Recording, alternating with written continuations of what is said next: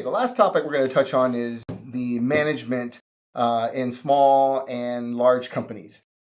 So when we contrast the two companies' management structure, you usually have management that in a small company that seems to be a little bit more flexible. They're more engaged. Yeah. Uh, Well, and to help draw that is at a small company, you're gonna have less than 100 employees. You right, right. could so, and then Yeah, well, just to give with up. with 100 or less employees, you have more visibility of your upper management Right. than you would at a large company. I know with some of the small companies that we worked with, we saw the CTO on practically on a daily basis. Right. Yeah, we actually Yeah, had our stuff yeah, with yeah, him and every and he day. was always in on some of Yeah. our planning meetings, any type of project specific meetings. He liked to just drop in Right. and listen in and Yeah, just and see you what was could going talk on. to them, and they don't even seem like at a larger company. They may be hidden in Yeah. a office, and you've never even seen the guy. Right, If you right. didn't look him up on LinkedIn, you wouldn't know what he looked at. It's kind of like this Yeah, scary like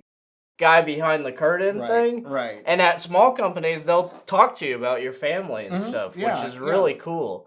Yeah, to me, having a CTO that's engaged with his employees and things like that, Yeah, or even a CEO, yeah, I yeah. mean, Even that level. Yeah, I mean, we were fortunate enough to work at a company where, the CEO, right, the CTO, they were very personable. We saw them every right, day. The CEO wasn't involved in technical meetings, but at right. lunchtime we saw him, and he was always engaging, always wanted to Yeah, hear, talk to employees and things like that. And you don't really see that in a large company. A large company, they're right, they're they're either officed, way way down in the other side of the right. building, and you Yep. don't even see them. The only time you see them is maybe they have to walk through your area to They're get to up. their office or something. They're upstairs, and all the Yeah, the worker bees are yeah, downstairs. yeah. And to me, I kind of like having the CTO that has some visibility, the CEO Yeah, that has visibility. yeah, It makes you feel comfortable, and the fact that they're engaging, that says a lot. right.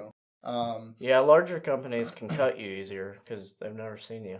yeah, yeah. I'm sure it's hard when you build connections for a small company for them Yeah, to like when they're forced to make cuts. It's probably a really hard decision. Where if you're yeah, hidden in a room, you don't know these people yeah. anyways. So It's maybe really it's easy. easier. Maybe it's easier being Maybe there's a reason. Yeah, yeah, I yeah. don't But know. for the most part, at a small company, a CTO may be far more engaging and may even Right. involve you in technology decisions. Yeah. Whereas a large company's CTO, Yeah. he already has direction. He knows where he's Right. going, And you and gotta send something up the line. yeah, You yeah. talk to the secretary, Right, right. but But you can't, like I said. I mean, both are acceptable. It's just right, how engaging do you want to be? right, And how engaging would you like upper management to be with you?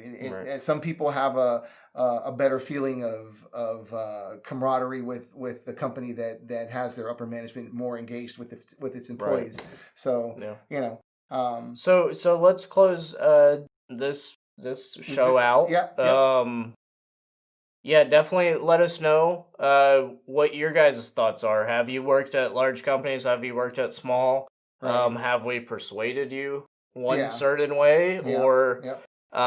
Maybe there's do something that we didn't cover yeah, that you right. feel is important for other viewers to Yeah. know. Obviously, we love small companies. I've been Yeah, going through yeah, the small company rabbit hole, and I'll probably still continue to do that. I don't see me changing anytime soon. yeah. I mean, it's Um, nice to have a large company on your resume. yeah, and, I and we did. both have that. Yeah, We both yeah. have that. And for a long time, I did work for large Yeah. companies, but I find that small companies are Yeah. more flexible.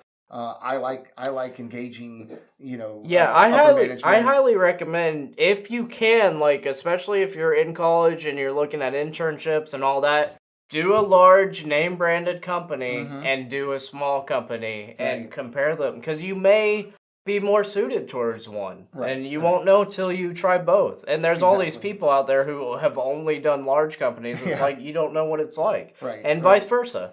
Yeah. Yeah. I would starting out with this large company definitely helps. I Mm-hmm. think with me because it's brand recognition. Right. They Right. see that brand, they're like, we know that company. Yeah.